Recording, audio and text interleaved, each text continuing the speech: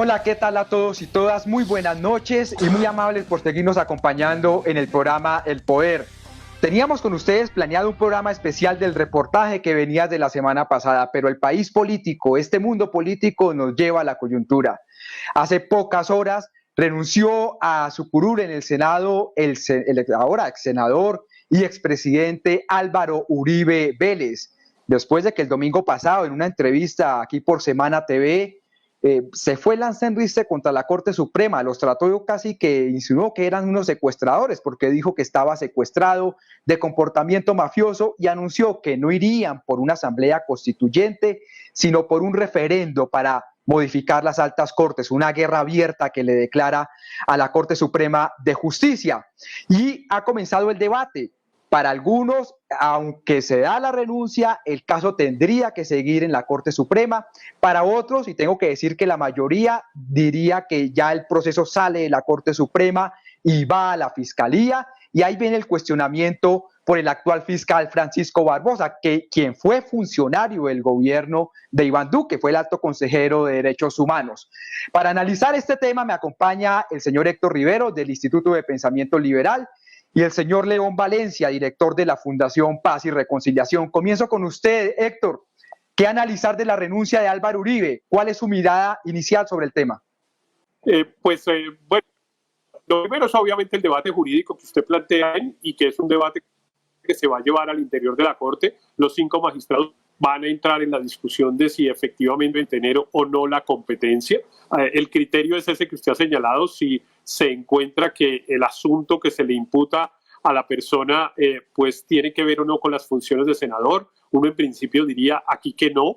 Hay sin embargo algunos elementos, dado que por ejemplo algunos de los funcionarios de la Unidad Técnica Legislativa parecieran haber participado en los hechos, y eso lo señaló la propia Corte. Pero más allá, digamos, del debate jurídico, seguramente se va a generar una tensión, porque pues si la Corte, por ejemplo, dijera que mantiene la competencia, pues eso seguramente va a generar un cuestionamiento enorme de parte del expresidente Uribe y de todo el uribismo en contra de la Corte, que va a decir que se está ensañando contra él con la intención de perseguirlo. Pero la contraria, que es entregarle a la Fiscalía, me parece que tiene 2 efectos. Uno que usted ha mencionado, que es la credibilidad que tiene para la ciudadanía en general la Fiscalía, dado que el titular es una persona pues que fue subordinado del presidente Duque. Y la segunda es que me parece que es una mala estrategia para el presidente Uribe, porque lo deja muy expuesto. Es que este no es el único caso que está conociendo la Corte. La Corte tiene decenas de investigaciones contra el presidente Uribe, y si se va a esta, se van todas las demás a distintos fiscales y en distintas competencias. Por ejemplo, la masacre del Aro, que el Tribunal Superior de Antioquia ha pedido varias veces que adelanten la investigación. Entonces, me parece que él va a quedar muy expuesto y no creo que haya tomado una buena decisión. León, la misma pregunta para usted. El primer análisis con la renuncia del senador, ahora ex senador Álvaro Uribe Vélez. Pues es que esto tiene 2 aspectos. Uno es que yo creo que es del momento importante de la política colombiana, que el senador Uribe con esta decisión empieza su retiro de la política, se margina, digamos, de puestos públicos y de su representación en la vida política del país. Y eso yo creo que tiene algo bueno para el país, porque siempre se estaba diciendo, este señor, ¿por qué no se retira? ¿Por qué no asume una posición más tranquila? ¿Por qué sigue con esa actitud tan obsesiva del poder? Entonces yo creo que aquí hay un primer paso hacia el retiro de la vida pública de Álvaro Uribe Vélez, y eso yo creo que despeja un poco el panorama político y alivia un poco la tensión que vive el país. Y el segundo es jurídico, y en eso pues digamos hay argumentos a favor y en contra.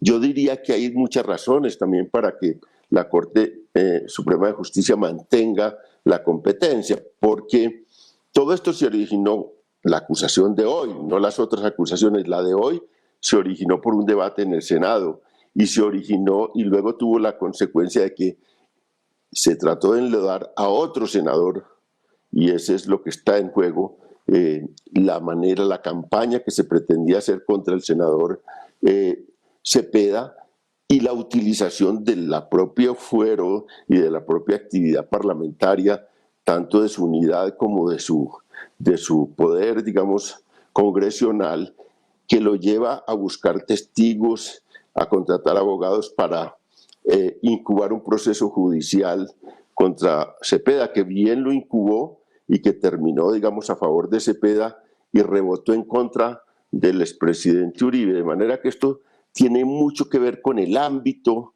de su labor como congresista. No es una acusación sobre un tema anterior como presidente ni como gobernador. Es un senador en ejercicio que comete unos delitos de obstrucción de la justicia, de soborno a testigos, de fraude procesal. Entonces, yo creo que hay argumentos para que esto quede en manos de la Corte Suprema. Ahora, uno veía, y este es un punto clave, uno veía esa intención, que es una maniobra jurídica y política, yo creo que de muy baja condición para un expresidente de la República, que ha tenido todas las dignidades y que está juzgado por el máximo tribunal, que ya en este momento tiene doble instancia, y que entonces pues son jueces que han recorrido todos los escalones de la vida judicial en Colombia, y que pueden ofrecer, digamos, obviamente un juicio por lo menos de mucha más calidad argumentativa, de más calidad procesal, y uno diría, ese sería lo que un presidente, un expresidente, 2 veces presidente de la República debería acoger, debería mantenerse en ese tribunal, pero hace una maniobra de baja condición para salirse de ese tribunal, utilizando, digamos, primero, y uno lo veía venir, es que eso no fue inventado ayer, ni antier, ni es una decisión improvisada. Esto es una campaña enorme contra la Corte Suprema y contra los tribunales de justicia. Ahí me quiero concentrar. El día en que lo llamaron a prisión domiciliaria. Eso fue una campaña impresionante en que han actuado los abogados con unos debates públicos en el tiempo, y luego, pues, con todos los micrófonos abiertos este fin de semana, el expresidente Uribe contra esa Corte.